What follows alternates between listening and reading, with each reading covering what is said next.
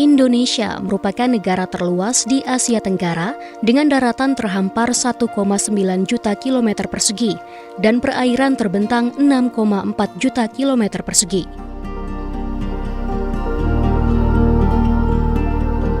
Setiap sudutnya menyimpan potensi sumber daya alam SDA berlimpah yang dapat menjadi peluang ekonomi sehingga bisa menjadi lini usaha mulai dari skala mikro hingga industri.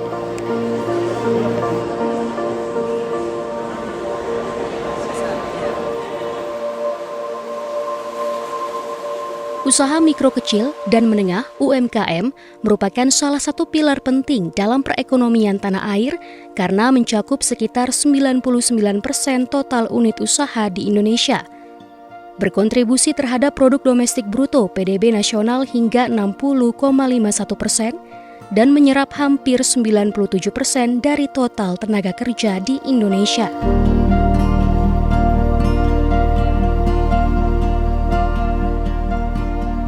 Kementerian Usaha Mikro, Kecil, dan Menengah (UMKM) mencatat jumlah pelaku UMKM hingga 2024 sebanyak 30.178.617 unit usaha. Angka itu didapat dari Sistem Data Informasi Tunggal (SIDT) dan Data Registrasi Sosial Ekonomi atau Reksosek Bappenas. Dari jumlah tersebut, Jawa Barat, Jawa Timur, dan Jawa Tengah menjadi provinsi dengan jumlah UMKM terbanyak di tanah air. Dengan masing-masing 5,4 juta unit usaha, 4,6 juta, dan 4,5 juta unit UMKM.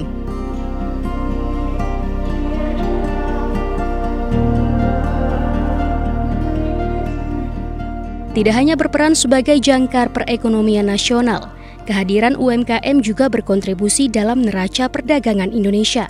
Sehingga pekerjaan rumah pemerintah bukan lagi sekedar membuat UMKM naik kelas, tapi juga memaksimalkan potensi UMKM agar mampu menembus pasar global.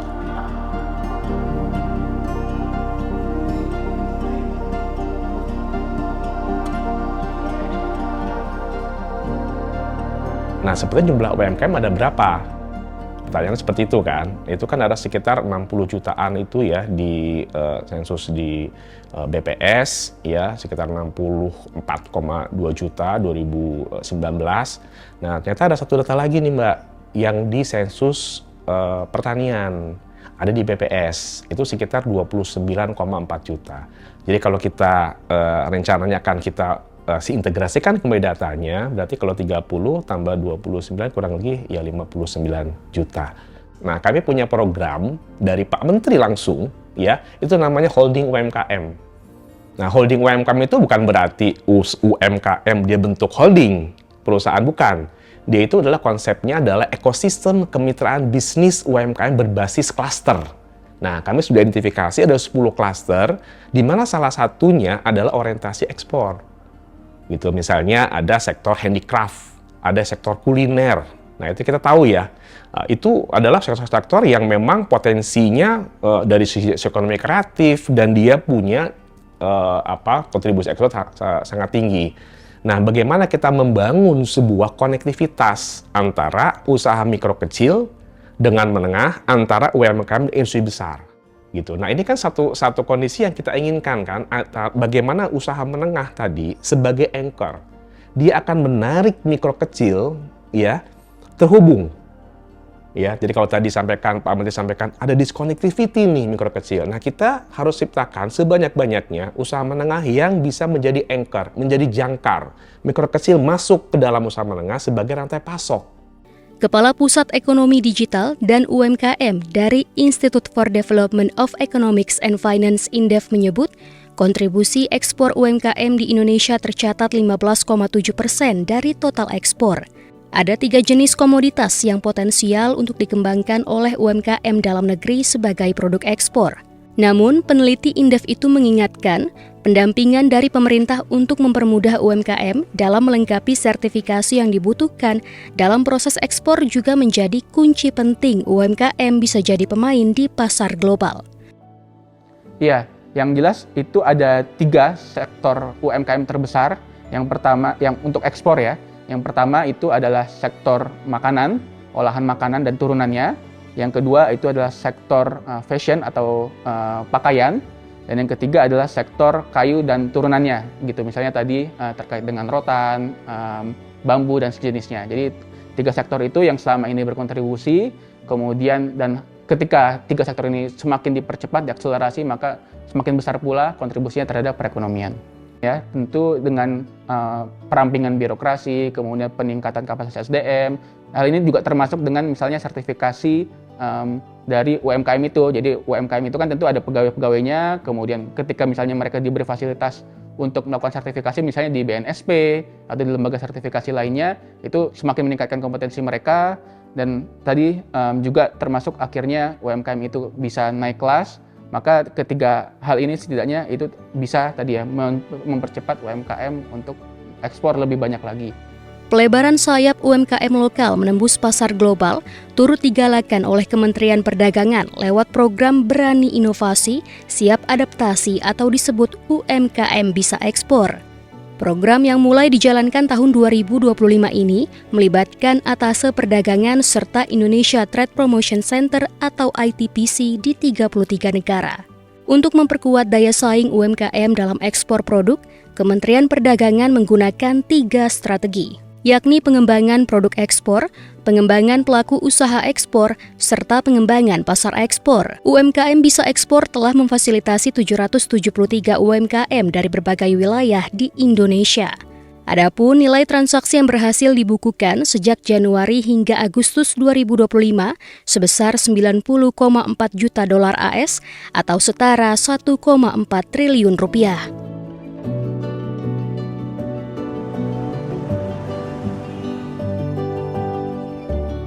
Kita juga sudah membuat hitung-hitungan ya, kira-kira negara-negara mana saja yang memang memiliki potensi cukup besar untuk produk-produk Indonesia.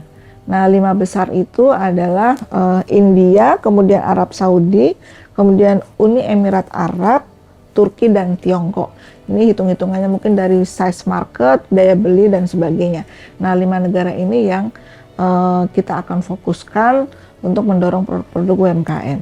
Kemudian kalau kita lihat dari sisi produknya ya, paling banyak memang sini masih di produk makanan minuman, kemudian handicraft dan juga fashion. Itu yang memang banyak kontribusi daripada para UKM terhadap ekspor kita ya.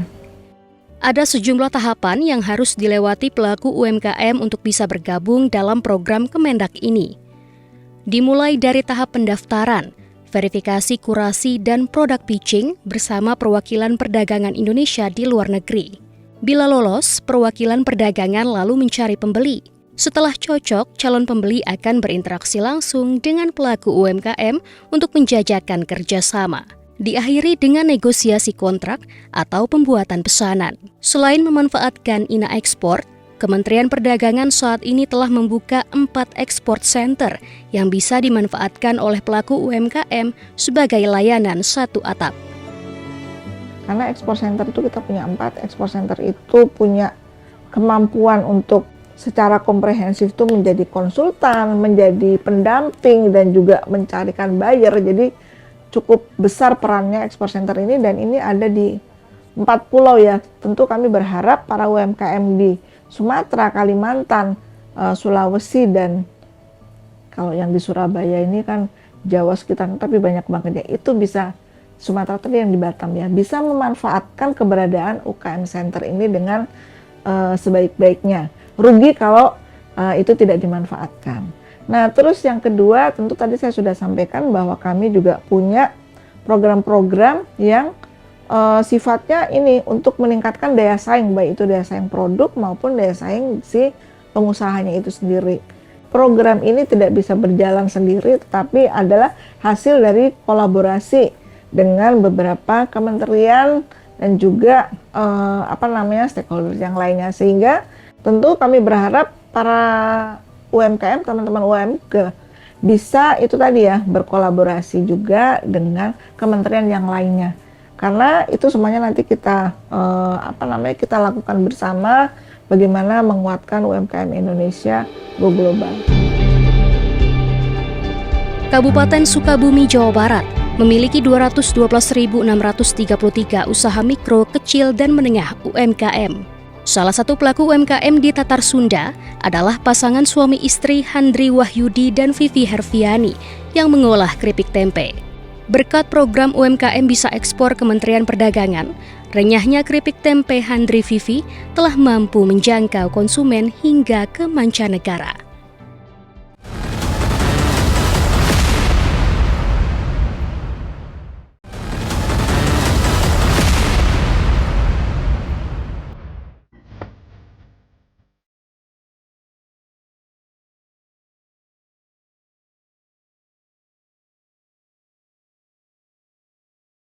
Dikenal dengan panorama alam yang memukau, serta wisata kuliner yang beragam, Kabupaten Sukabumi nyatanya penuh dengan masyarakat yang semangat dan bekerja keras. Banyak tangan-tangan terampil yang terus menggerakkan roda perekonomian, yang mayoritas adalah para pelaku usaha mikro, kecil, dan menengah UMKM.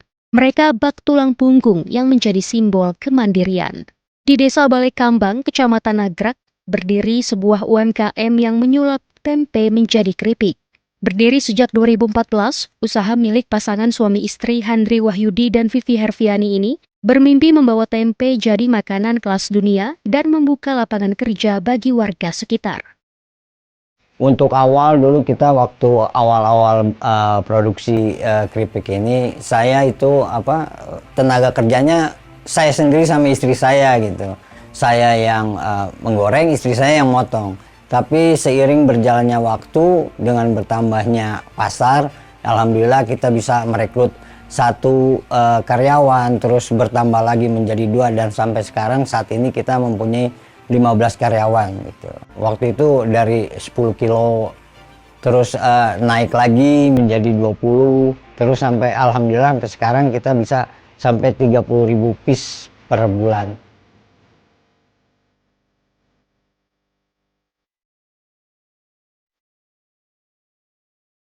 Pada awal merintis, Handri Vivi hanya membuat keripik tempe rasa original yang dipasarkan ke warung-warung sekitar. Untuk menjangkau pasar yang lebih luas, pengembangan rasa dilakukan dengan melahirkan keripik tempe rasa sapi panggang dan ayam bawang, serta tak ketinggalan suguhan cita rasa Nusantara, yakni rendang dan sambal toel. Keberanian keduanya dalam berinovasi menciptakan beragam rasa keripik tempe mampu membawa produk mereka melalang buana ke pasar global. Kementerian Perdagangan sejak 6 tahun silam telah membantu usaha pasangan suami istri ini dalam memperluas jangkauan konsumen keripik tempe mereka. Di tahun 2019, Kementerian Perdagangan memfasilitasi kami untuk mengikuti Trade Expo Indonesia. Di sana kami banyak bertemu buyer potensial, dan secara langsung menawarkan produk kami, dan alhamdulillah responnya sangat baik. Mereka sangat suka ketika mencicipi produk kami. Dari situlah semuanya berawal, Mbak. Di situ tuh mindset kita tambah jadi makin naik lagi dan yakin lagi bahwa produk kita memang benar-benar disukai oleh buyer dari luar negeri. Jadi banyak juga di sana yang tidak tahu dan tidak kenal tempe, ketika coba produk saya secara langsung itu langsung suka gitu. Dan di sana kita juga ada transaksi gitu. Dari toko-toko diaspora itu dari sana saya kenalnya gitu. Jadi sangat berperan penting banget, dan itu momen yang tidak bisa saya lupakan. Pertama kali pameran di tingkat internasional itu di tahun 2019 yang difasilitasi oleh Kementerian Perdagangan. Saat pandemi COVID-19 datang, menjadi salah satu masa terberat bagi usaha Handri dan Vivi. Namun keduanya tak ingin menyerah pada keadaan. Mereka terus berusaha mencari pembeli potensial dengan memanfaatkan teknologi seperti email, media sosial, serta rutin mengikuti pameran yang digelar pemerintah pusat maupun pemerintah daerah. Tujuannya tak semata-mata agar jangan sampai gulung tikar, tapi supaya para karyawannya bisa tetap bekerja. Seiring berjalannya waktu, keripik tempe Handri Vivi makin dikenal dan dinikmati konsumen dalam dan luar negeri. Suksesnya ekspansi pasar produk tempe mereka adalah berkat keikutsertaan dalam program UMKM Berani Inovasi, Siap Adaptasi, Bisa Ekspor Kementerian Perdagangan. UKM Bisa Ekspor itu memfasilitasi saya juga. Saya ikut TI itu di tahun 2019 sama 2023, Bu, dari Kementerian Perdagangan. Dan baru-baru ini kan ada UKM Bisa Ekspor. Nah, mereka juga berperan aktif untuk mempertemukan saya dengan buyer, tetapi lewat addak mereka yang berada di luar negeri, dan mereka memfasilitasi kami lah ya untuk bekerja sama dengan mereka. Jadi sangat berperan aktif dalam usaha kami ini. Saat ini, keripik tempe mereka sudah diekspor ke 16 negara, di antaranya Malaysia, Hong Kong, Kanada, hingga Belanda. Pada Februari 2025, sebanyak 1 kontainer penuh atau 28.728 pak keripik tempe yang mengusung jenama Kahla dikirim ke pembeli di Arab Saudi. Ekspor tersebut menjadi rekor bagi Handri dan Vivi sebagai pengiriman terbanyak ke luar negeri. Jalan terjal dilewati sepasang suami istri ini untuk bisa ekspor hingga 1 kontainer penuh. Sejumlah persyaratan terkait sertifikasi dan uji klinis pun sempat membayangi mereka agar bisa membawa keripik tempe Handri Vivi hadir di negeri minyak. Saat saya bekerja sama dengan buyer saya di Arab Saudi, itu banyak sekali yang harus saya ikuti dari regulasi mereka. Seperti penambahan uji nutrisi, itu ada yang beberapa penambahan dari produk yang sudah ada. Saya sudah punya uji nutrisi khusus, tapi mereka meminta tambahan lagi sehingga harus diuji ulang. Kemudian minyak juga harus diuji ulang mengenai TBHQ-nya, BHT-nya, jadi memang harus benar-benar bagus. Kemudian juga barcode-nya juga harus sudah internasional, dan semua itu sesuai dengan permintaan si buyer. Jadi kita hanya mengikuti alurnya saja, kita ikuti saja. Insya Allah jika kita bertemu dengan buyer yang baik, insya Allah semuanya bisa teratasi. Handri Vivi juga rutin mendistribusikan produknya ke seluruh Indonesia melalui supermarket dan minimarket di sejumlah daerah. Keripik tempe mereka mampu meraup omset sekitar 40 juta rupiah per bulan saat tidak ada pesanan ekspor. Namun, ketika orderan ekspor datang, UMKM makanan ringan ini bisa mengantongi pendapatan hingga 300 juta rupiah untuk pengiriman 1 kontainer penuh. Kehadiran UMKM keripik tempe milik Handri Vivi ini membawa berkah bagi para karyawannya yang mayoritas berasal dari warga sekitar rumah produksi. Iya, kerja di sini tuh pertama keluarga terurus, kerjaan cuma dapat, penghasilan dapat gitu. Jadi waktunya anak pulang sekolah, bisa jam istirahat bisa jemput anak sekolah dulu gitu. Pas pulang kerja bisa jemput anak yang satunya lagi. Gitu. Jadi semua terkendali. Manfaatnya bisa membantu perekonomian keluarga. Jarak berangkat kerja tidak harus memakai transportasi, cukup dengan jalan kaki 5 menit sampai gitu. Hemat waktu. Alhamdulillah udah bisa rapiin rumah, teras rumah, udah bisa bikin lebih baik dari sebelumnya. Atapnya gitu udah mulai rapi, alhamdulillah. Melalui kreativitas, inovasi, keberanian, dan mampu beradaptasi, pelaku UMKM lainnya yang telah mampu menembus pasar ekspor adalah Asep Mulyadi. Lewat penjualan peralatan dapur berbahan kayu, usaha yang dilakoni Asep tak hanya berkontribusi bagi neraca dagang Indonesia, tapi juga membuka lapangan kerja, menghidupi puluhan keluarga.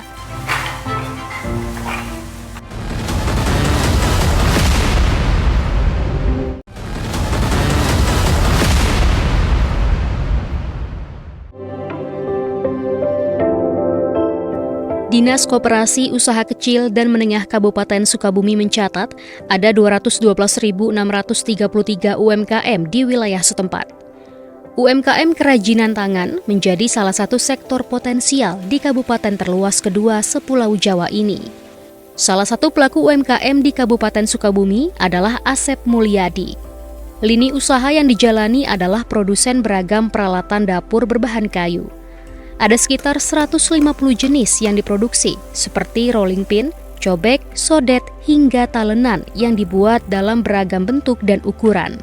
Terdapat 5 ruang produksi di lahan seluas 6.000 meter persegi. Jika pada awal merintis usaha pada 1992 silam, Orang tua Asep hanya mempekerjakan 2 orang. Setelah 33 tahun berproduksi, UMKM Kria Kayu ini telah mampu mempekerjakan 90 orang pegawai dan menghasilkan 60.000 produk tiap bulannya. Ada 3 jenis kayu yang digunakan sebagai bahan dasar, yakni kayu pinus, mahoni, dan jati. Seluruh produk telah sesuai dengan manajemen mutu standar ISO 90001-2015. Berkembangnya usaha Asep tak lepas dari adanya peran pemerintah yang kerap mengajaknya untuk terlibat dalam beragam pameran. Keikutsertaan Asep di pameran jadi jembatan baginya untuk bertemu dengan para calon pembeli, baik dari dalam maupun luar negeri. Sekalian juga kesempatan ini mau saya thanks ya kepada seluruh kementerian, kepada BUMN dan juga platform swasta yang begitu hati-hatinya mensupport kami pelaku UMKM ya, dan salah satunya dari Kementerian Perdagangan selalu hadir ya, dari mulai Export Coaching Program ECP ya, kemudian juga berbagai exhibitor, pameran, terakhir kemarin di TAI 2024 ya, kemudian juga insya Allah hadir di TAI 2025 ini di bulan Oktober nanti. Ya banyak ya program-program itu, dari mulai bisa ekspor, kemudian dari mulai UMKM naik kelas ya. Kami secara sistem itu di-treat, dibimbing, dibentuk ya, supaya kami bisa tahu lebih banyak ya. Tadi ekspor ECP, ekspor coaching program, itu benar-benar dikasih pendidikan-pendidikan, knowledge gitu, yang benar-benar relate banget dengan kebutuhan kami. Aturan-aturan ekspor ya, dari mulai dunia digitalnya juga kami diajarin. Semuanya kayaknya harus banget ngikut ke circle-nya kementerian ya. Ada kurasi di sana, ada event-event di sana. Menghimbau kepada seluruh pelaku UMKM untuk bisa ngikutin semua yang program-program yang sudah diberikan, difasilitasi. Untuk mempertahankan kepercayaan pelanggan, utamanya memperpanjang napas ekspor, Asep menaruh perhatian penuh pada kualitas produk, utamanya terkait tingkat kekeringan produk yang menjadi kunci mutu produk mereka. Pada tahun 2023 hingga 2024, usaha milik Asep mampu meraih omset hingga 7 miliar rupiah. Tahun 2025, usaha yang telah berjalan 3 dasawarsa ini menargetkan dapat meraup untung 10 miliar rupiah. Pencapaian tersebut tak luput dari eksplorasi pemanfaatan sejumlah program pemerintah untuk para pelaku UMKM.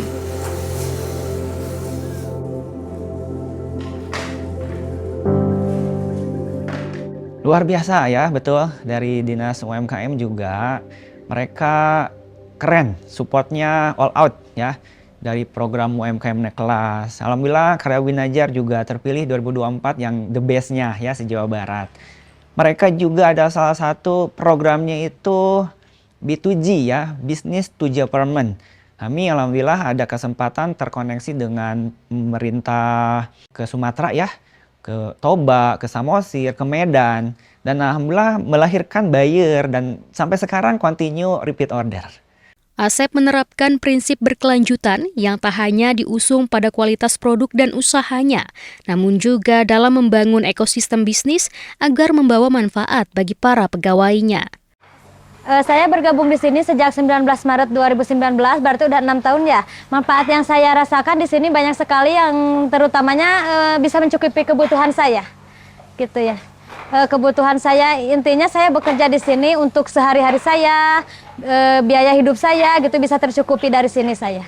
Saya kerja dari sini, alhamdulillah saya bisa membeli motor meskipun kredit dari sini ya, hasil dari sini. Yang keduanya saya bisa ambil rumah. Yang saya rasain sih dari tahun ke tahun selama saya bekerja di sini selama 6 tahun, semakin maju semakin berkembang. Yang asalnya orderannya sedikit terus melonjak semakin tinggi. Yang asalnya orderan ke Jakarta, Bandung, sekarang ke Surabaya, Sulawesi, Sumatera gitu nyampe sekarang. Terus ke distributor besar juga sekarang masuk.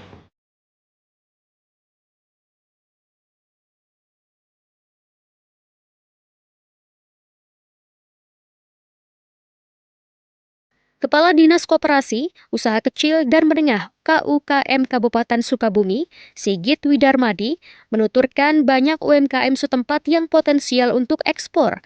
Namun banyak dari mereka masih terkendala standarisasi, produksi, hingga permodalan. Oleh karenanya, selain secara rutin melakukan pendampingan dan pelatihan, Dinas KUKM Kabupaten Sukabumi juga mendorong akses permodalan UMKM melalui Bank Himbara. Ada juga layanan bantuan permodalan yang bekerja sama dengan Bank Perekonomian Rakyat BPR Sukabumi melalui kredit subsidi bunga yang diperuntukkan bagi usaha mikro agar makin berkembang dan bisa naik kelas. Target untuk tahun ini, kita ada target pertama untuk mendorong UMKM naik kelas sebanyak 150 UMKM. Memang masih jauh dari harapan, tetapi ini kolaborasi antara Dinas Koperasi UKM Kabupaten Sukabumi dengan Dinas Koperasi Usaha Kecil Provinsi Jawa Barat. 150 UMKM kita dorong, kita bina legalitasnya, kemudian kapasitasnya, manajemennya, produknya, kita nanti dorong supaya itu lolos naik kelas. Yang tadinya nggak punya NIB, jadi punya legalitas. Yang tadinya legalitas sudah ada, produknya belum standar, kita standarkan. Pembinaan-pembinaan yang kita lakukan di tahun ini, kita sudah melakukan juga pendataan UMKM di Kabupaten Sukabumi. Itu sebagai basis data kami yang akan kita butuhkan dalam pengambilan keputusan di tingkat pemerintah Kabupaten Sukabumi.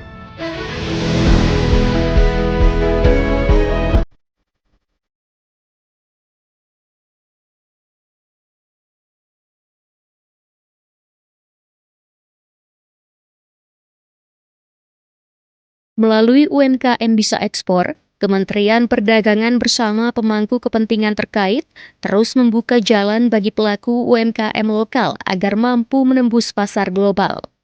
Dengan dukungan pendampingan, pelatihan, dan akses pasar yang lebih luas, kini mimpi UMKM untuk menjamah pasar internasional bukan lagi sekedar asa.